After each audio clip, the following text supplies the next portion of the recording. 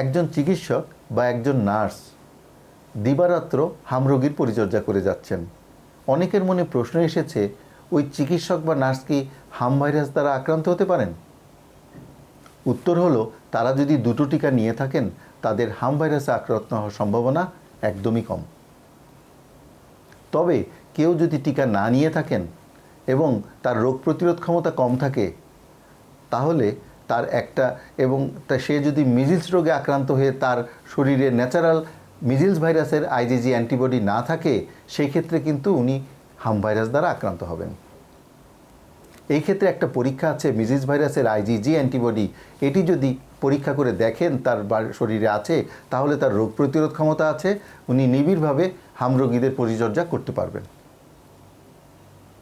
আর যদি দেখা যায় যে আইজিজি অ্যান্টিবডি ওনার শরীরে নেই, তাহলে 21 দিন পর্যন্ত তাকে বাসায় বিশ্রামে থাকতে হবে এবং হামের টিকা 28 দিনের ব্যবধানে দুটো টিকা নিয়ে তারপরে ওনাকে এই হাম রোগীদের সেবাদানে নিয়োজিত হতে হবে।